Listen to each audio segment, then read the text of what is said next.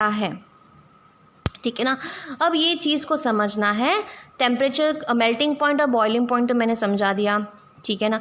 अब ये क्यों होता है, क्योंकि जो जितनी भी गर्मी हम दे रहे हैं, तो जो हीट एनर्जी जो शुरू में जा रहा था तब वो टेम्परेचर फिक्स था, तो ये हीट एनर्जी किस में यूज़ कर रहे थे, ठीक है ना। ये बर्फ़ जो है उस हीट एनर्जी को लेके वो सॉलिड से लिक्विड में टर्न हो रहा था, तो जितना भी गर्मी उसको मिल रहा था वो क्या काम कर रहा था, वो अपने फिज़िकल स्टेट को कन्वर्ट करने में था, ठीक है ना।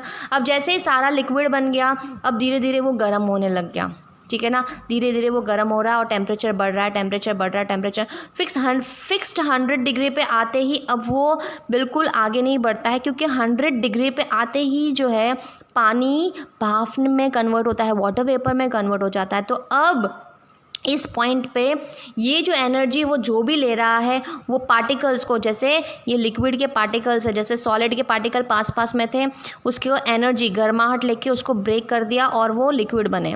अब ये लिक्विड क्या करता है, और हीट एनर्जी लेता है और उसके बॉन्ड को ब्रेक करता है, और वो अब किस फॉर्म में फॉर्म हो जाता है, गैस फॉर्म में कन्वर्ट हो जाता है।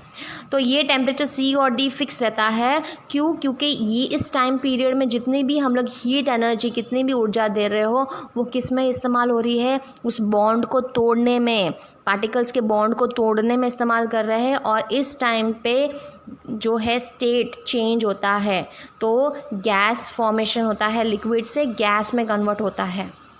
Okay, understood. तो ये सारा कंसेप्ट यही चीज़ कह रहा है कि अगर आइस को हीट करेंगे तो वाटर को हीट करेंगे तो स्टीम बनेगा।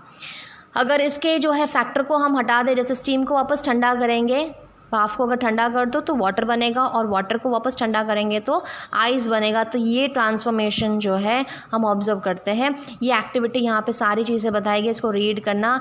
ये सारा पॉइंट, यही एक्सप्लेनेशन क्या है कि किस तरीके से C और D पॉइंट फिक्स रहता है। ये कंक्लूजन आपको इम्पॉर्टेंट है।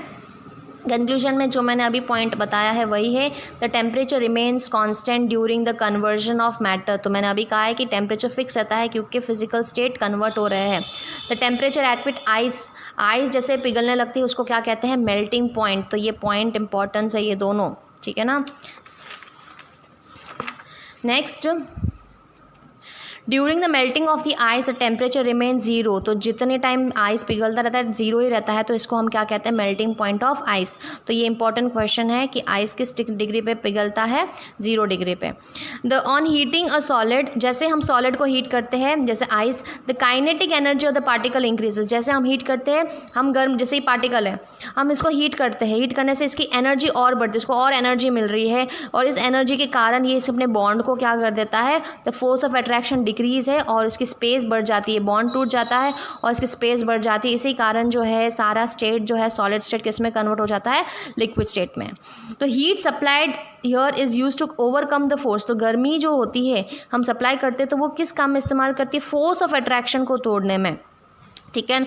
ऑन फर्दर, जैसे हम और टेम्परेचर बढ़ाते हैं तो काइनेटिक एनर्जी ज़्यादा हो जाती है और ज़्यादा हो जाती है और वो बॉइलिंग पॉइंट तक पहुंचती है।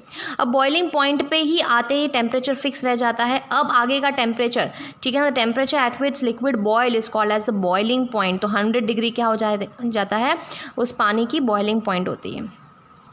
अब जैसे हम और टेम्परेचर बढ़ाते हैं, अब वो एनर्जी किस लिए इस्तेमाल करते हैं, उसकी फोर्स ऑफ अट्रैक्शन को तोड़ने के लिए इस्तेमाल की जाती है। तो इस तरीके से हम कह सकते हैं, जैसे ये मैंने आपको पिक्चर बताया कि सॉलिड है, अगर गर्म करेंगे तो उसकी बॉन्ड ब्रेक हो जाती है, उसको और जगह मिल जाती है, तो वो लिक्विड में कन्वर्ट हो जाता है। और हम लोग इसको यूज़ करते हैं, एनर्जी को और गर्म करते हैं तो वो गैस फॉर्म में कन्वर्ट हो जाती है। तो यही चीज़ बताई गई है, सारी चीज़ें यही चीज़ बताई गई है इसके अंदर, ठीक है ना। ओके, तो यहाँ तक हमने देखा है वाटर के बारे में। ओके, अब आपको वर्क क्या करना है, एक ये ड्रॉ बनाना है इसके अंदर, ठीक है ना, ये ड्रॉ बनाना है और यहाँ पे मेल्टिंग पॉइंट